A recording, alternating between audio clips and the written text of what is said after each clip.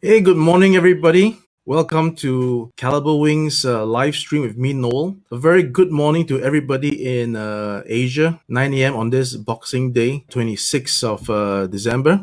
So basically, what we're going to be doing today is to share with you guys the year in review. Hey, hi, Liang Sing, is that right? And Andrew, good morning. All right, so yeah, I'm going to be going through, as you can see from the scrolling marquee that we're talking about a few of these subjects that we'll be working on this time. So let's just jump into it. We're going to be talking about, first of all, there we go, classic cats. All right. So, before I do that, actually, let's talk a little bit about this year. All right. 2020. It's been a very challenging year for everybody that we know because of the COVID year, right? So, but we are thankful, right? Calibre is thankful because I was able to be in China. All right. Hey, Steve. Good morning. Hey, Andrew. All right. So, yeah. So as I was saying, this year, 2020, is a challenging year for many of us, and thankfully for me, I was able to stay in China because had I not been in China and gone back to Singapore, for the pandemic, then probably I wouldn't be able to be entered back into China. And if that's the case, then there'll be no either there's no QC on Calibre models or there'll be no Calibre models at all for 2020. So let's be in this Thanksgiving, period. Let's be thankful for me being in China, China allowing me to be in, not kicking me out back to Singapore, so that we can focus on getting Calibre models to you guys. All right. So with that out of the way, I'm going to talk about the classic cats first. So what we have done this year was basically to release all the classic cat models that we have initially planned. As some of our earlier fans would have known, we've planned all these classic cats lineup for a while, and we had been experiencing some factory issues back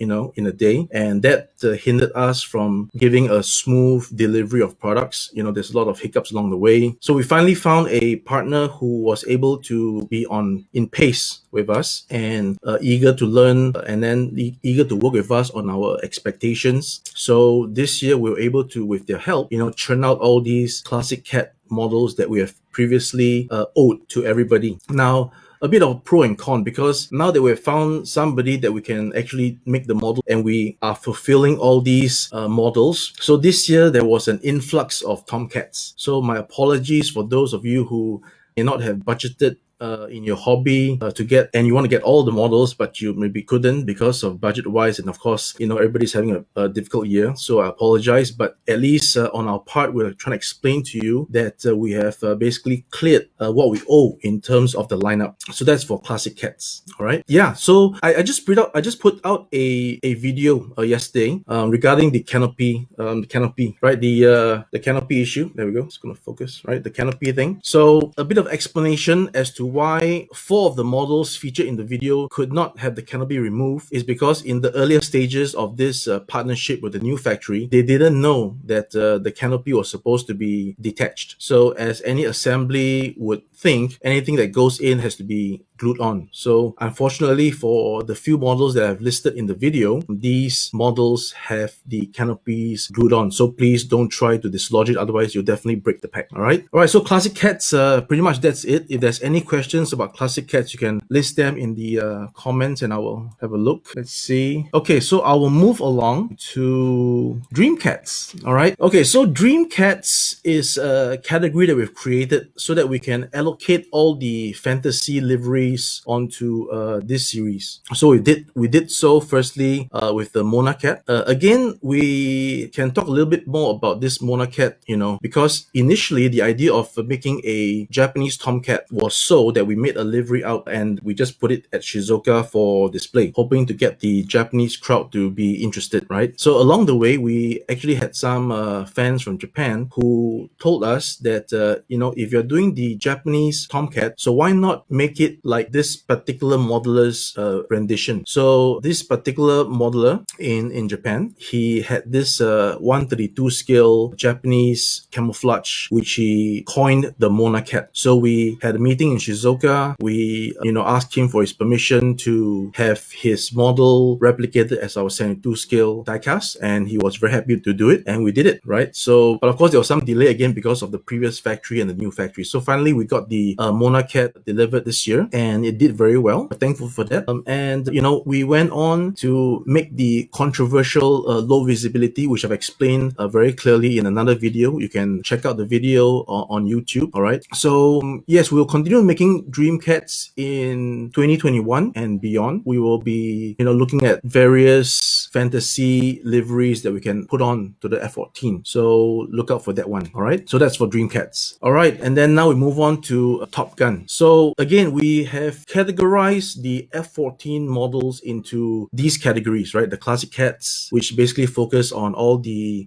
Navy squadrons. We have the Dream Cat, which is on fantasy, and we have the Top Gun. So Top Gun would be focused on anything that is to do with the Naval Fighter Weapons School. So that is not limited to only F-14s. So in our Viper series, right, we could make the F-16 into this Top Gun series as well. So that hopefully explains how we are segregating all these categories of our models. So with the Top Gun, we started with the Raid 31. Again, I guess that was long overdue because we had previewed a sample way back, like maybe 2.5, 3 years ago, and we finally delivered the model, I guess, in if my memory recalls, it's about May this year. All right. So again, it was, how should I put this? All these models, were like the Top Gun Raid 31 and some of the Offenses Wave 2. They were actually brought over from the previous factory. So what the previous factory couldn't accomplish, we actually brought it over to the new factory. So there was this transition phase. As such, the model might not have fared as well in terms of quality. Those of you familiar with the whole story would know that the Raid 31 has encountered certain QC issues, which was highlighted in various forums. And basically that is my explanation and apologies for, the lack of QC, because we had to transit the parts from the old factory, and the new factory had to basically pick up the slack work from then. All right. So that's Raid 31.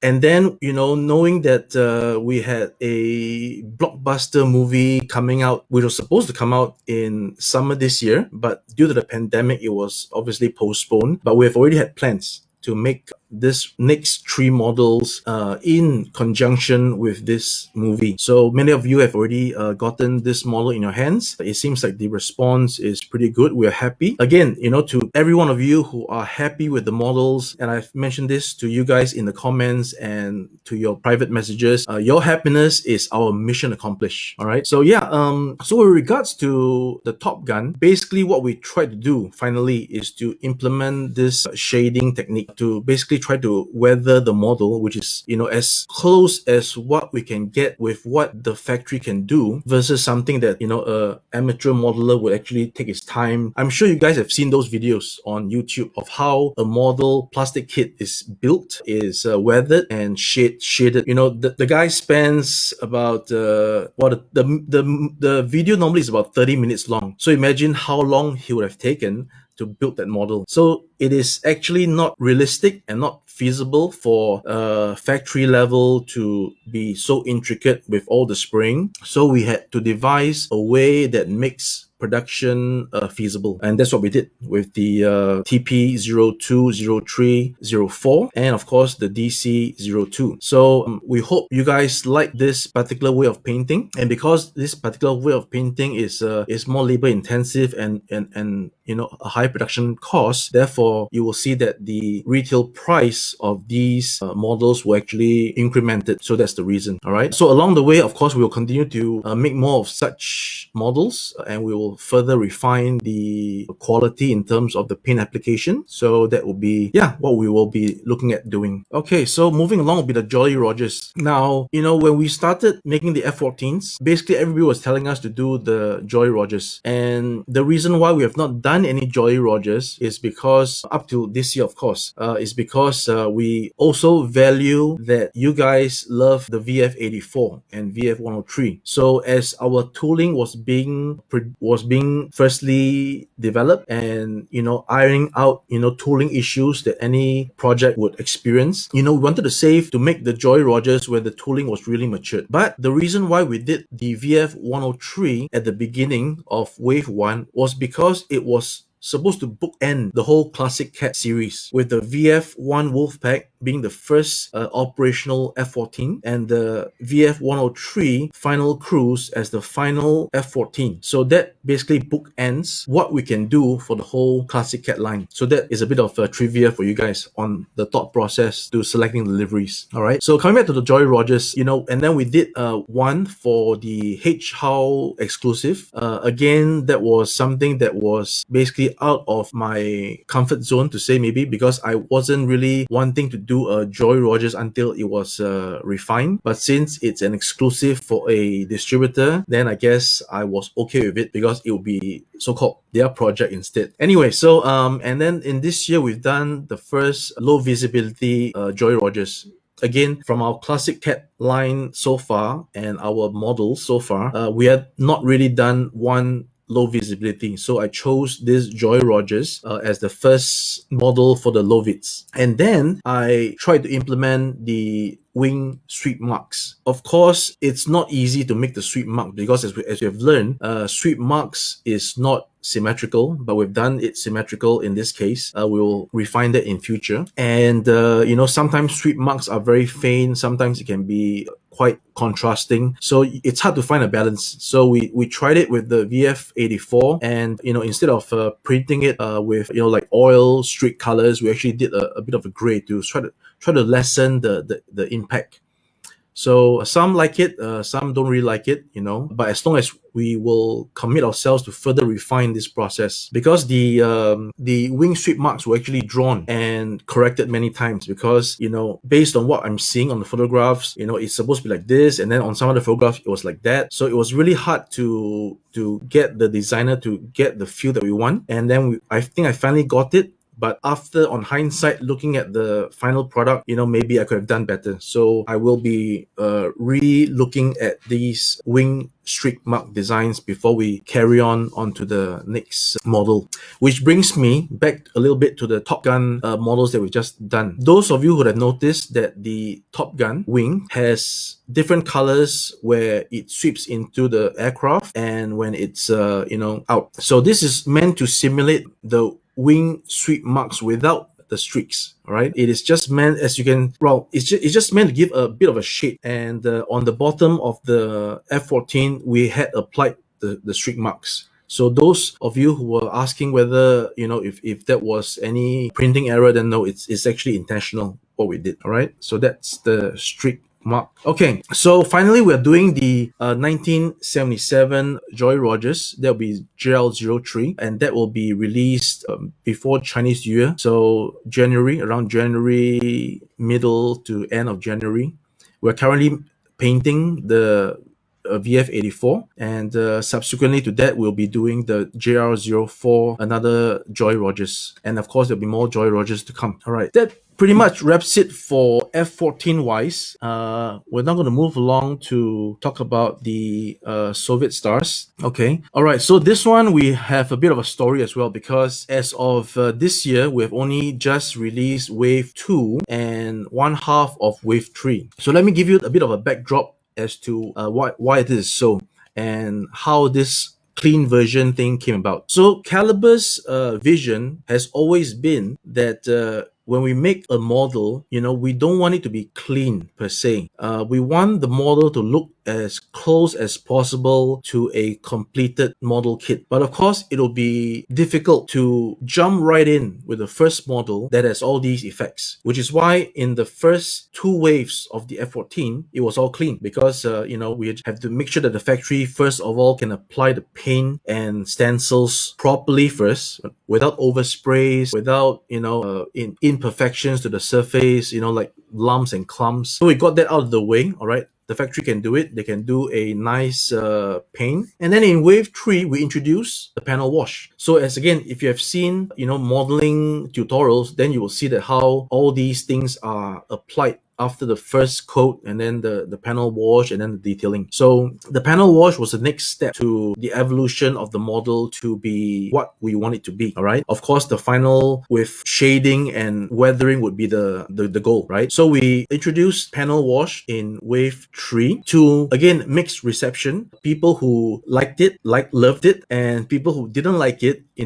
hate it, because there are collectors who claim that the panel wash or the panel lining, in how should I put this, it accentuates the panel line in an unnatural way, because when you look at the aircraft, you don't see panel lines that is so vivid and contrasting. But then again, the way I look at it is that when you string something down to a model, and if that model is too flat, right, like how the panel lines, if you shrink it to 72, basically it's just a fine micron, then we can't do it, because based on die casting, there is no way to achieve panel recess lines to the microns. What we have done with our models on the panel lines is already in the current industry standard, the finest we can go. So the panel wash, again, some love it, some hate it, and we basically didn't really think that we would revert back to clean, because the panel wash was already the stepping stone to the next step of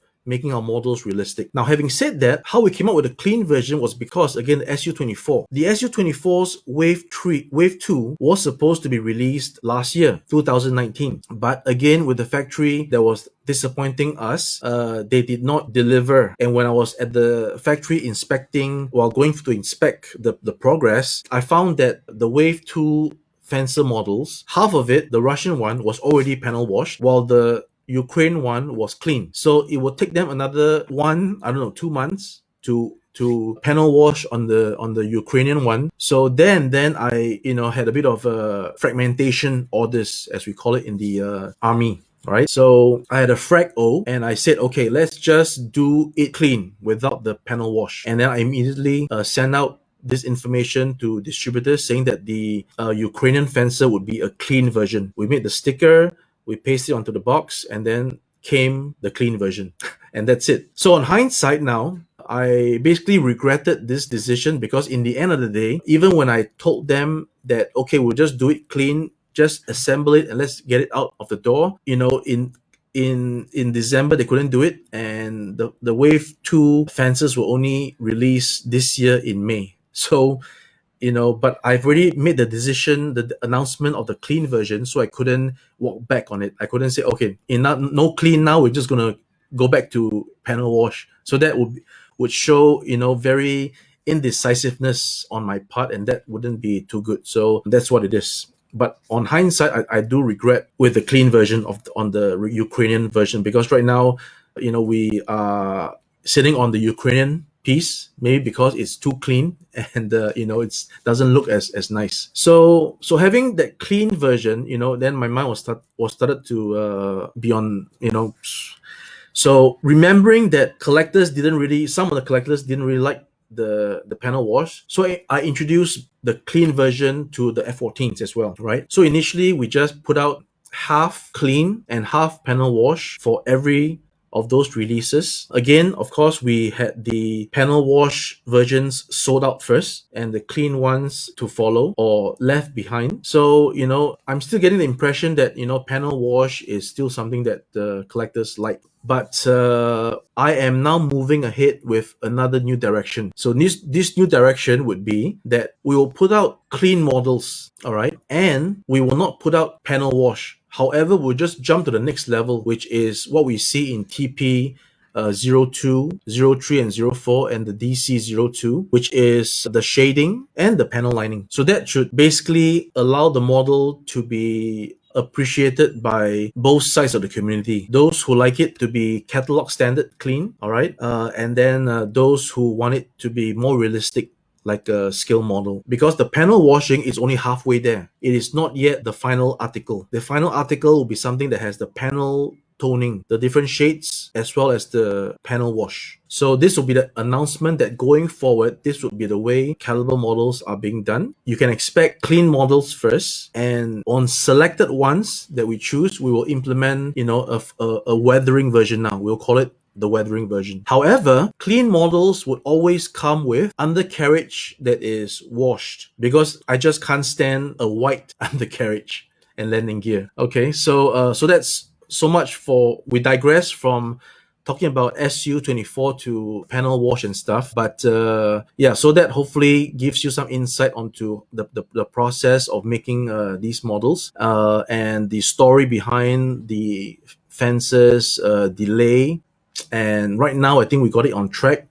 In fact, we did a final tooling revision again this year before Wave 3 was put out. So for those of you who have Wave 3, the Russian Desert Camel fencer in hand, you will notice that it is much more sturdy, especially for the sweep wings. You will see that the sweep wings actually has some resistance when you open it or close it, as well as other features that we have done improvements on. Okay. And regarding, also back to the topic of this panel wash thing, we're not washing these fences, Russian and the digital Ukraine, is because, as I just mentioned before, everything would be clean unless it's a weathered version. And it is currently too difficult to weather a camouflage model because weathering the camouflage model involves the tone difference on every single color on that model. So that is a feat that currently can only be done by handiwork, right? And artistic airbrush and stuff. So it's not currently something that is applicable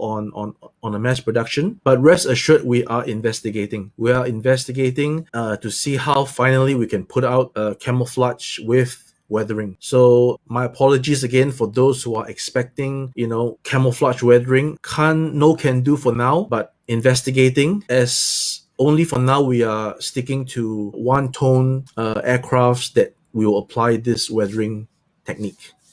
All right, so that is SU24. Moving along to the SU20 fitter. Okay, so this one again is a story of just the wrong manufacturing partner. I mean, on my part, I'm not trying to do the blame game, right? But I guess you can see the as we say in football, the league table does not lie. So what you can see is evident, right? We have not put out the fitter. It's coming to 2 years now, if I'm not mistaken.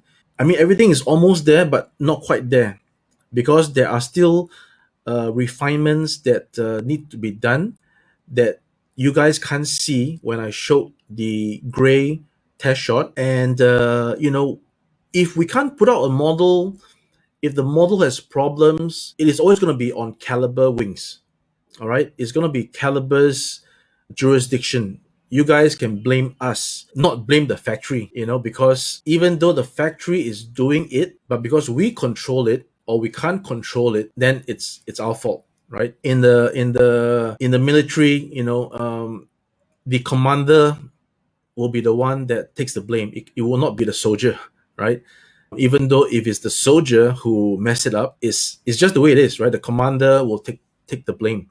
So in this case, the reason why the fitter is not out is again our mishandling, right? We just were not diligent enough to have.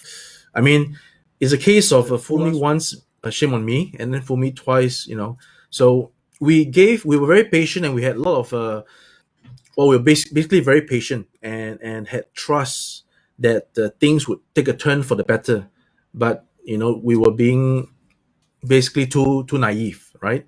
We should have seen the signs coming when the SU24 was taking so long to be delivered, that the F16 was taking so long to be delivered, and then we carried on with the fitter, and then we get the same results, right? So, but currently, we are unable to remove the fitter tooling like we've done with the F16. We've actually removed the F16 tooling from the previous partner, but the fitter one, we are still in private negotiations on how it should be done. So hopefully, if they play ball, because I've played my part, right? So if they play ball, then we might see the fitter produced by December next year. Otherwise, we just have to keep on waiting. All right. So that is fitter for you. Again, apologies for those waiting for this model. It is a very nice model, right? If you feel the thing in your hand, it's a big heft of metal. There's hardly any plastic in the fitter. The I mean, the tooling is great. It's just that they need to fix the looseness of certain joints, the tightness of certain joints. It's just easy fix, but apparently they're too busy to attend to our tooling. All right, so fitter would be next year, and then we move on to tracker. All right, so we were trying to show everybody that we have now turned a corner, that we can actually deliver on something that we promised. So we're almost there, but not quite, because the S2 tracker was started this year. And as you have seen, we have already shown the test shot a couple of months ago. And that is a test shot, a first test shot. So in any tooling, especially one that has so many parts, it's always difficult to now do the fine tuning. So the problem experienced with the tracker was that in trying to give as much metal as possible, it ended up having the tracker sitting on its tail because the back section is just too heavy. We required almost about 300 grams of weight on in the nose to put it back level. So currently, we're undergoing all these extensive adjustments so that we can get the tracker to be level and at the same time still maintain the level of path in the model. Initially I was also skeptical that it could be made by December. True enough, it didn't hit December, and then I was also skeptical that we could just revise the tooling and have it done before Chinese New Year. So now, realistically, after the factory comes back from the Chinese New Year vacation, so we start work in March. We spend that time to do the revision, and then hopefully in April we can have final piece. And then if that is good, then having the first wave in June is definitely possible. All right. So let's update on the S2 tracker. All right. Now we move to the subject on the B58 and the U2. Let's see how do we do this. So the B58 was conceived, I would say now about 2 years ago. Unfortunately, we had a glitch with the system, as they told me, and we lost all the files that we were developing on the B58. After that, we were unable to proceed again on the track for B58 because basically we couldn't find another competent 3D modeler to do the job. So it has been on hiatus this entire year. And fortunately now I found somebody else, and we will get that B58 drawing back on track. So if I can extrapolate the timeline based on experience, we should see something at least in 2022 for the B58, meaning a test shot by then. So see if I will keep to my word, and you can check back with me in 2022 on the B58. The Dragon Lady, the U2, same story, but not loss of data. Same story in a sense that we were developing the U2 at one stage, and then I found that the person developing the U2 just couldn't comprehend what we want. We've shown all these drawings, we've shown all these photographs, but what I'm seeing translated onto the 3D model just wasn't it. So we had again to disengage from the current model, and find somebody else who can make it to what it should be. So as of right now, this particular position is still void, and we hope to fill it really soon and have the U2 again back on track. So there will be an update hopefully after Chinese New Year on the U2 development. But as of now, I have no further news to provide other than the fact that it is still a Go project. Okay, so now we get to the Ultimate Vipers. We've waited since the Shizuoka Hobby Show 2 years ago when we previewed the prototype. But during that time, we had already started tooling the F-16. So again, it's a case of like, you know, very disappointing that things that were supposed to be promised and delivered weren't delivered. So 1 year elapsed from Shizuoka, and on that anniversary of the prototype, we hadn't even something else to show at Shizuoka. The F-16 was not present, so were us. We were not present in Shizuoka in 2019. All right. So finally, this year we were able to get the tooling back, and we immediately started work on all the things that were supposed to be done that were not done. And finally, we have it done, and finally, we are in production. And the F-16 first wave will be delivered before Chinese New Year. So that'll be around January, end of January. So speaking of which, I have the model right here with me. There we go. So let me just go through with you a little bit about the design considerations and packing considerations. So when you get the F-16, it would already be with the landing gear on. So my concept of a model is that when you take it out of the packaging, it should already be as assembled as it can be rather than you putting things together. But that comes with some pros and cons, because when we place the pitot tube on the F-14, then it dislodges or it breaks, then it's considered to be a defective. So we actually move the pitot tube on the F-14 away to be placed separately. However, because this pitot tube on the F-16 is much smaller, so to have that joint and the hole, the pack and the hole to be separated is not really going to be giving you a nice stiff joint. Hence, it's glued on. So if it's glued on, then we have to put it pre-installed for you guys before in the packaging. And since the nose is a separated part, okay, if I were to package the model like this, it will look kind of weird that it's where's the nose, right? So that we had no choice but to put the nose on for the packaging.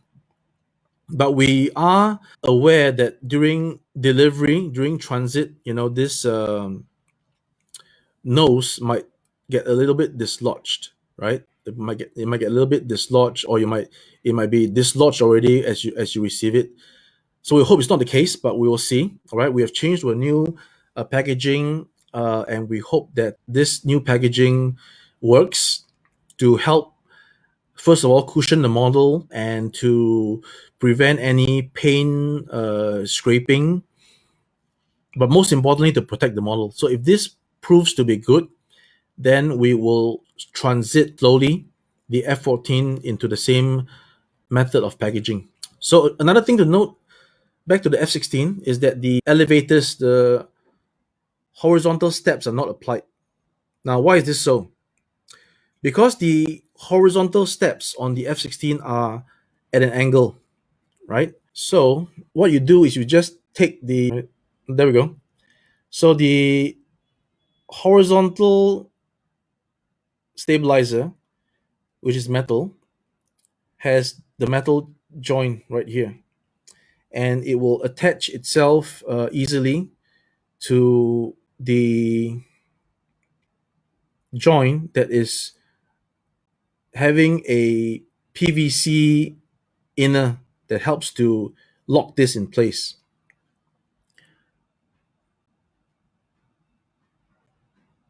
You can see it's a very tight fitting joint.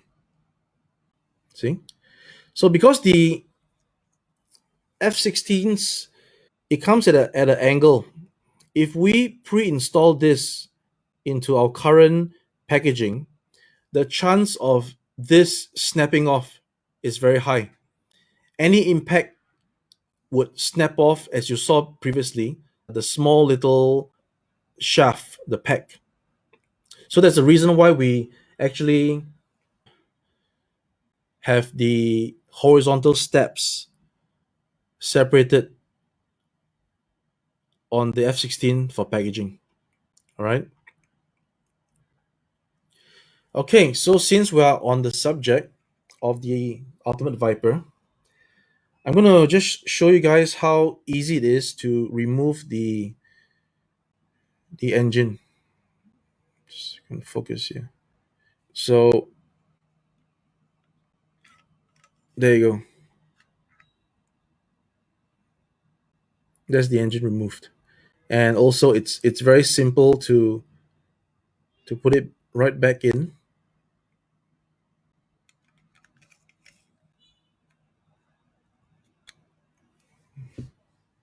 All right, all right. So I guess it's difficult for me to demonstrate the Viper on this stream, as it's I'm not sure if you guys are actually receiving all these clear, or if there's lots of what you call it, blurriness or lag, or you know. Okay, so we're almost at the hour of this stream, and let me see if there's any comments. So Joey Garcia is asking, do you have any plans to add opening access panels on the F-14, like the radome of the nose of the F-16? So Joey, our F-14 tooling is already set and done. Adding panels would be a total new tooling. So currently, that is not in the plans, but in our efforts to kaizen and always improve the model, there will always be a chance for us to relook at how the F-14 that we are doing can be improved on the next subsequent production.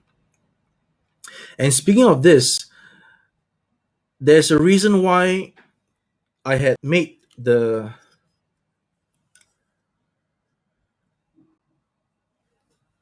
a reason why I had made the gun van a separated part altogether, right?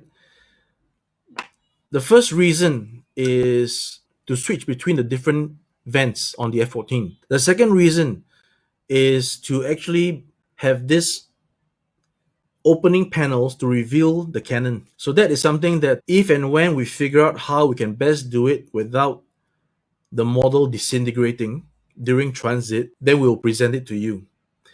Because in order for these panels to be opened on the particular gun, these panels will have to be photo etch parts. So photo etch is going to be really fragile. The chance of it adhering with only its edge, right? It's not even adhering on a surface area. It's actually open, so it's like on an edge. So the chance of this part totally being smashed up during transit is very very high, which is why I've not implemented it as yet. But I had actually designed the tooling in such a way that it actually allows for this option should we be able to figure out how to actually do it. Hey Matthew, so Matthew's got a question. Will there be an ultimate Tomcat series? So I'll talk to you about that on private messaging. Okay, Mario is asking which models are on the table to be developed in the coming year. Okay, so now that we're done with the Ultimate Vipers, let's go back and finish with our final topic, which is what's happening in 2021. So, Mario, currently we have to be realistic and finish what we have on our plate first before embarking on any other new models. The initial plan was to have one new tooling every year. So, because the S2 is done this year and fulfilled the next year, so we can't have a new tooling next year. Rather, we might announce the birth of a new project next year rather than something new that's coming out next year. So that will actually be the flow, because if the fitter is finally ready, then in next year we actually have two new models, which is the tracker and the fitter, right? So as until I'm able to get a handle on the exact flow of all these models that is in the backlog, I cannot immediately embark on new toolings. But there are definitely some in the works that I've already shared before. Very interested to have the MiG 31 Foxhound delivered. Very interested to have the Bronco. And of course, again, we need to also deliver on our B 58 Hustler and the U2. So those are definitely things that we need to sort out first before we embark on any more new projects. So Mario is asking again, any okay, what do you mean by wave one or wave two? Okay, so the concept of wave is just another way of saying batches, right? So when I say a wave, I had planned to release two models of one series. So Classic Cats Wave 1, right? Two models. It was the VF1 Wolfpack and Joy Rogers. And then Wave 2 was two models, the Ghost Riders and the Top Hatters. Wave 3 was two models, the Punking Dogs and the Batmobile Starfighters, right? But Wave 4 was kind of only just one Black Bunny, because that's when we started to encounter the wrong production process.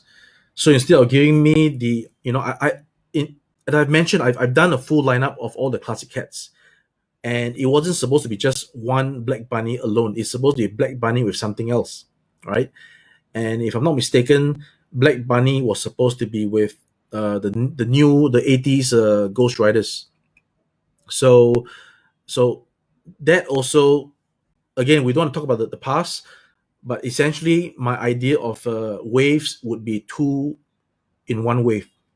So for example, the fences, we have a wave one, which was two models. Again, two models, but different variants. We have the M and the MR. So in wave two, same. We had also the M and the MR. In wave three, similar M and MR.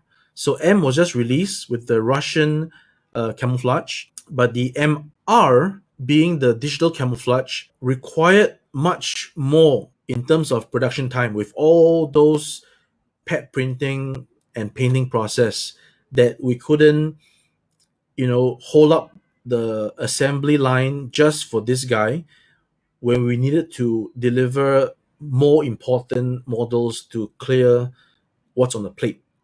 So that's the reason for the digital fencer being postponed to March next year. So I digress on that question about waves. Hopefully that's answered, and you understand why we conduct waves. So again, for wave one of the Ultimate Vipers, we have single seater, double seater.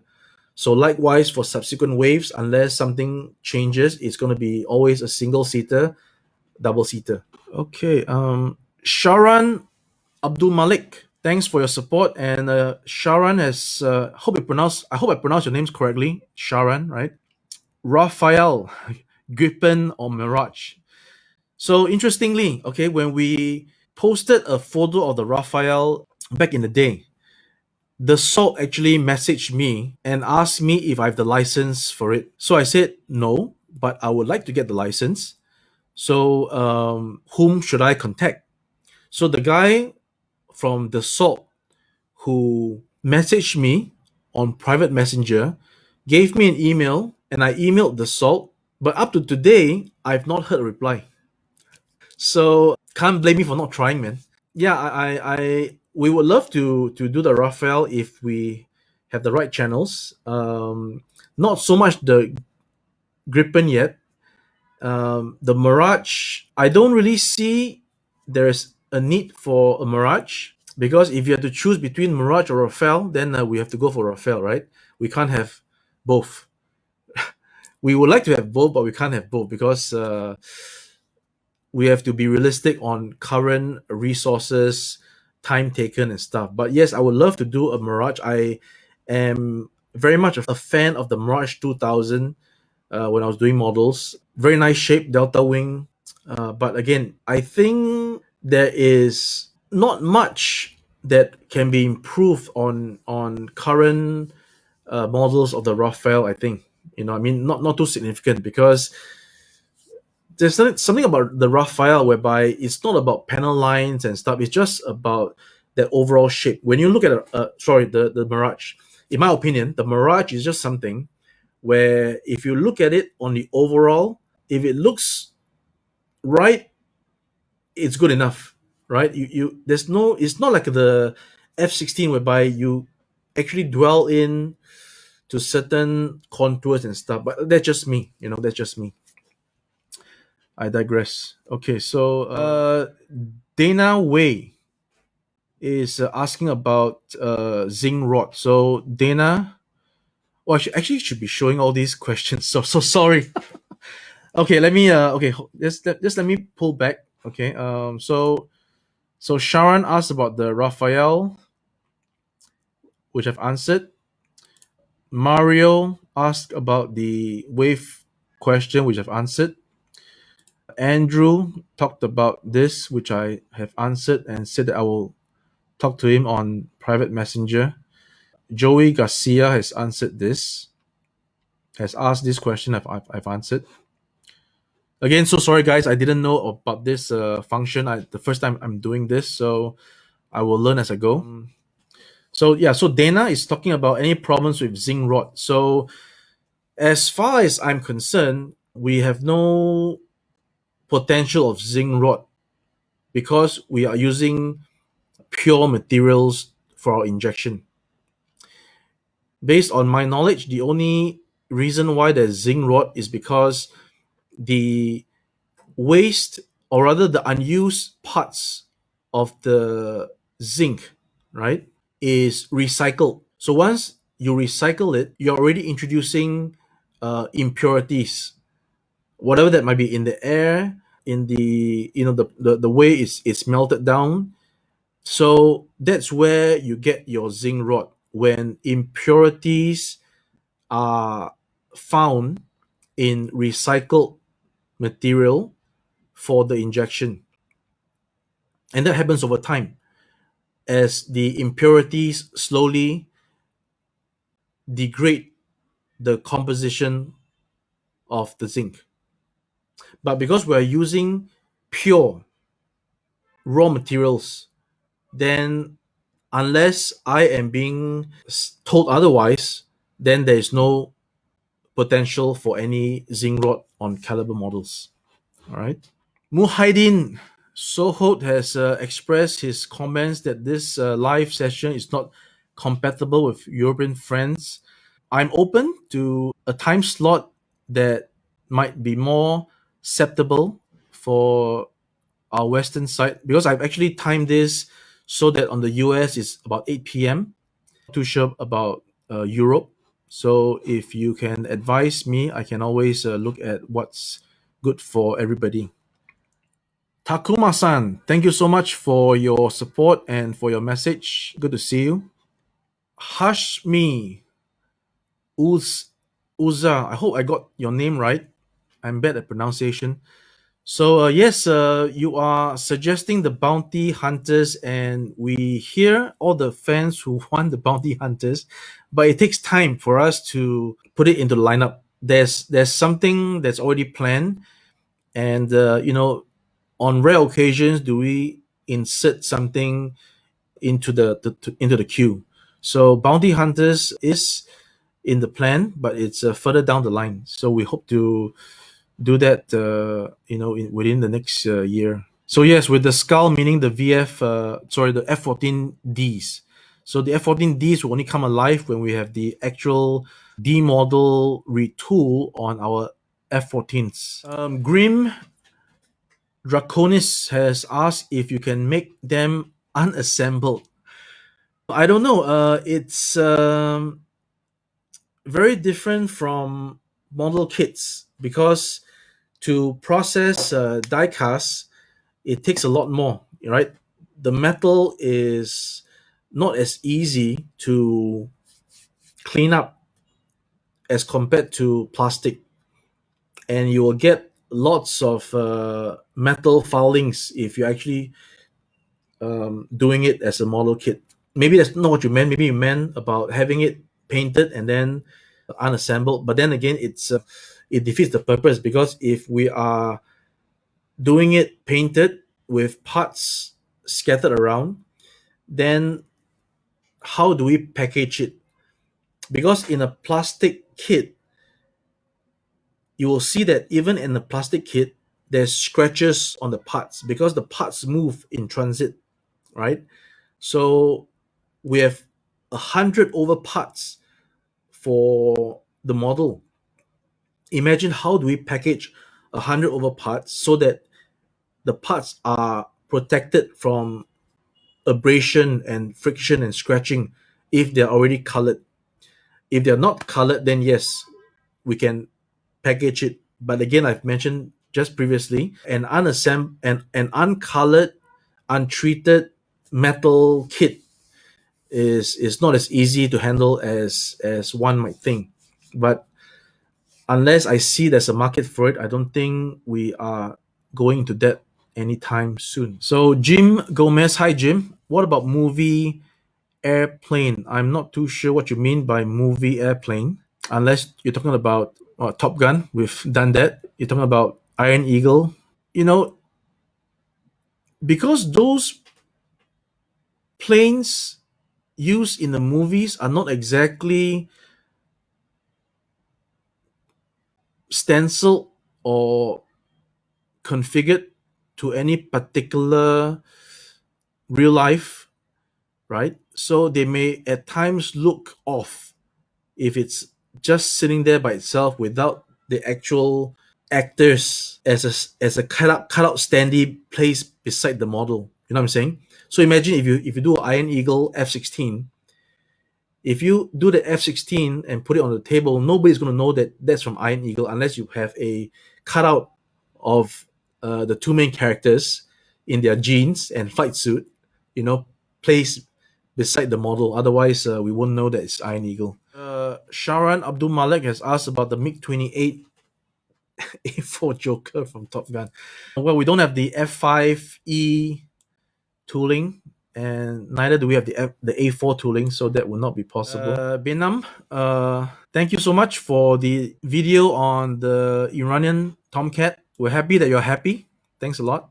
Yeah, I think I've mentioned this before that I am actually a fan of the MiG 29, but we will need to again the same answer. We need to get what we have on the plate finish first before we look into the fulcrum. So this video is on Facebook, yeah, not YouTube. I've yet to. I figured that since there's more people on the Facebook channel, that I would post it on Facebook rather than YouTube because, yep, there's more people on Facebook. So that might change. I might do a YouTube on next session. So what about ocean-based diorama change to landing field diorama? Possible. We need to look into it. Need to design it. Dana Way again asking us about plans for the A10 Warthog. Sorry, there's no plans. So Joey Garcia is asking, are you working on a regular carrier elevator? Yeah, let's get the elevator, the first one out the door first, and we will look at how we can incorporate the real life carrier elevator. Because as I've mentioned this, I think to somebody, the real life carrier elevators, the way it is actually constructed, currently, I don't see how we can lift it up without things on the side to support. You know what I'm saying? It's an engineering challenge for us to do that. So, but not. I always believe it's not impossible until I see it for myself. So, right, Francis Sullivan is asking for more fantasy liveries. Yeah, we will definitely look into it. Hey, Jared. Yeah, I just answered this question, the one asked by Joey. Hey, Martin, how are you? Can I make the letters A B? How do you mean by that? Oh, available. Okay. Let's look into that. All right. Let's look into that because it's so small. I mean, how do we actually price it, package it? But I'll look into it. Aircraft Dharma base. Yes, we are definitely interested. Shafiq, is that how I pronounce your name? Shafiq Ari. Yes, we are actually. We have already done the little tow tractor for the F-16. It is just a question of planning out the finances to actually do this tractor in die cast. Because initially the plan was to make the tractor as a resin, right? We can do the resin reproduction fairly easily. But what was bugging on my mind was the tow bar. The tow bar, if done in resin, is going to warp, right? It's not going to remain straight. And if we were to use the method that we have done for the F-16 and F-14's pitot, which is to machine out the metal, then it will only achieve metal on the smooth side. The part where it has profiles cannot be machined. So that would still again have to be resin, and it's kind of fragile. So, I didn't think that it was quite a good way of doing it.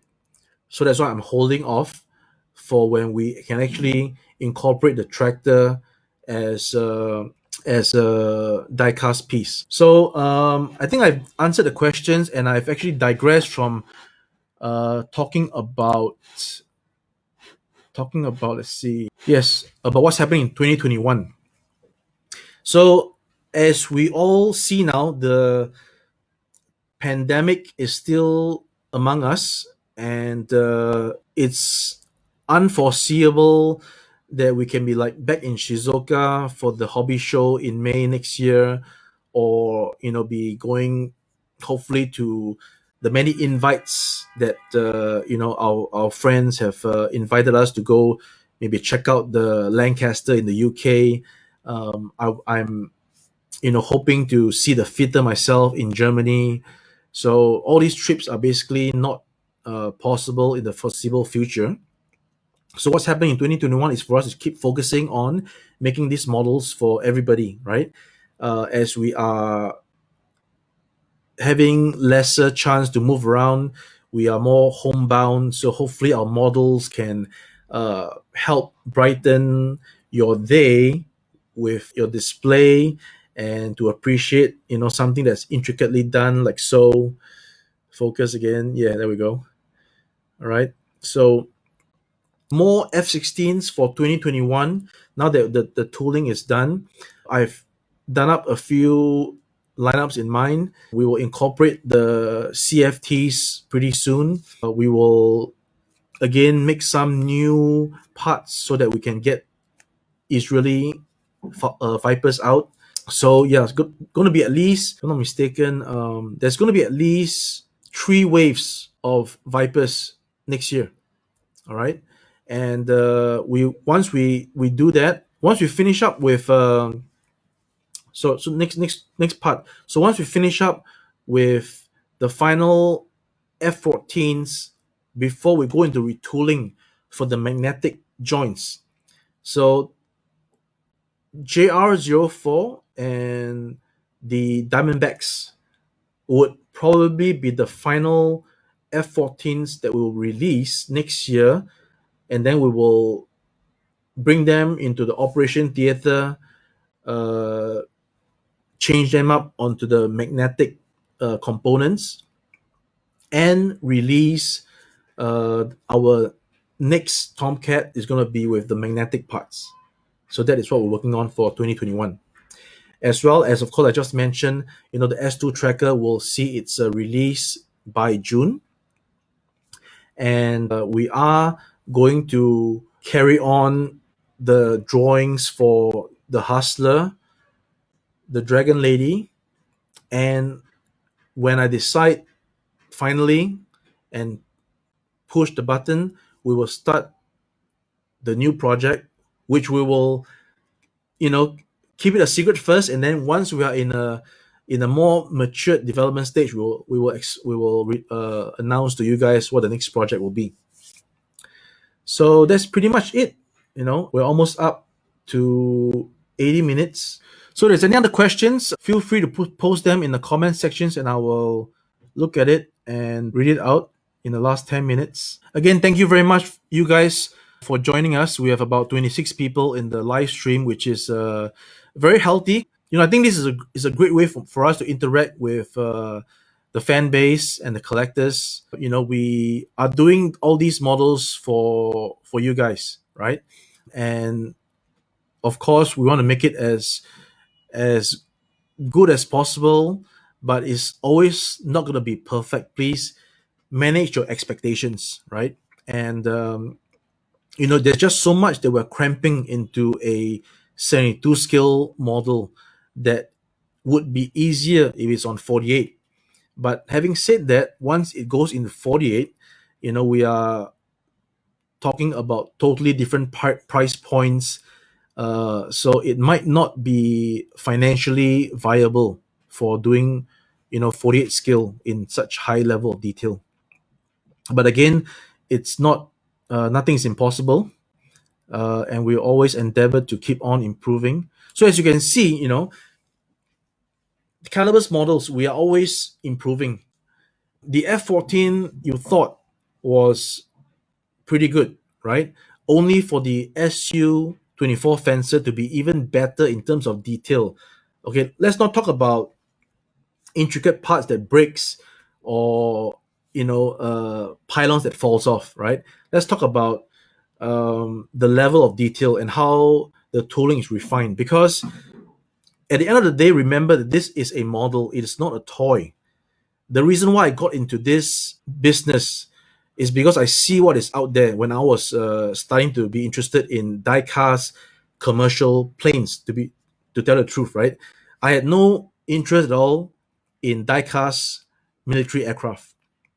I started getting into this because I was tasked to do a project on a 1:400 scale A380 Airbus model. So during my research for the Airbus, I started to buy 1:400 scale commercial liners to examine the quality, to examine what's currently out there, in order for me to make the A380 that is comparable at least to the most minimal of standards. So that's when I went into the shop in Hong Kong, and I saw all these die-cast military jets. And on the first look, it seemed to be just the model kits remodeled into metal. That was my initial impression. And the level of detail or lack thereof prompted me to be like, wait a minute, this is not right. This has to be better. It can be better. This is not what models are supposed to be. If it's a toy, then sure, right? But if it's gonna be a skill model, then this is not it. So that's when I actually started to embark on this journey. And of course, the journey is a business. So the business needs to be profitable to allow us to make even more tooling. So therefore, the first chosen subject was the F14. Now, had we chosen the F14 now rather than before, so imagine what we could have done with the F14 in terms of the quality compared to initially how we started. So that is a bit of the backdrop. So so as you can see, we improve on the F14 to the fencer, and the F16. As you can see, the level of detail, but not everything that we do will be of this level of option opening parts and engine and stuff like that, because for the F16 is still a small size to manage. That when you have all these parts and components, the price goes up. which is why initially when we were quoted on the production cost of the F-16, we were actually misquoted. So we had readjusted this price. So at the current moment, based on the level of detail and parts that we have for the Viper, it is actually comparable to production costs of the Tomcat and Fencer, which is why the F-16 retail price is adjusted to be similar to the Tomcat and the Fencer. So this is a bit of a backdrop for collectors who may not understand pricing structures. So yeah, I wanted to share a little bit with you guys when I mentioned that the first time I interacted with diecast models was when I was doing that one 400 A380. Not exactly true, because the really first time I've actually had experience with diecast models was way back in 2007 or 8, right? 2007 or 8. Back then I was doing collectibles and I stumbled upon the Witty factory. So the Witty factory was actually the one that did one of my collectibles project. They actually were also doing the 12-inch military figures. So I had a project that was similar to that. So I stumbled upon the factory and I actually did business with Witty for this particular project. So the first time I actually saw a Witty military diecast aircraft was the 1:144 Witty Wings F-16. Yes, true story. And the reason why I was so engrossed with that was because if you're a modeler, you will know that since the beginning of time till maybe recently, right, there was no 1:144 F-16 model kit that has the correct canopy shape. Even okay, the old Hasegawa is not considered because the old Hasegawa was just a pack-on canopy. It's one piece, so you see a little pack, right? It's pack-on. I'm talking about canopies that are meant for more advanced model kits. So as far as I can remember, when Dragon came out with the 144 F-16, I was kind of excited, right? The panel details were nice, but the canopy was all wrong.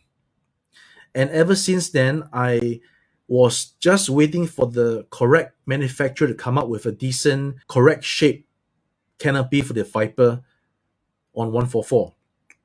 So when I stumbled upon the Witty factory, I saw them tooling the 144 F-16. I said, hey, this is finally it, right? So I was kind of happy back then when I saw the model having the, well, more or less a correct canopy shape. And that's also the first time I had saw the 1/200 scale F-14s.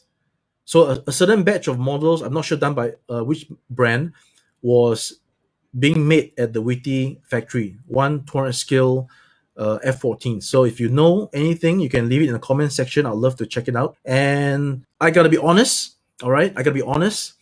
When I first saw the 1/200 scale F-14, I was asking for a sample. I liked it, right? But I said, could you please give me the one that has two of the anti skid marks on the plane?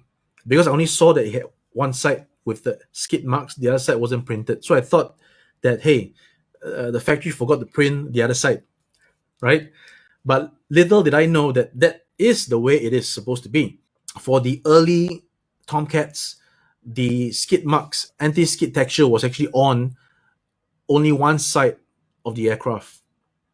So for those wondering, on our first VF1 Wolfpack, it was also on only one side of the aircraft, if I'm not mistaken. And but for the upcoming 1977 VF84, then yes, our printing of the anti-skid is only on one side of the aircraft. So that's a bit of information for those who may not know. All right, so we are all at our 90-minute mark. I'm just going to see if there's any other comments, then we'll wrap it up. Okay, I'm just going to show this.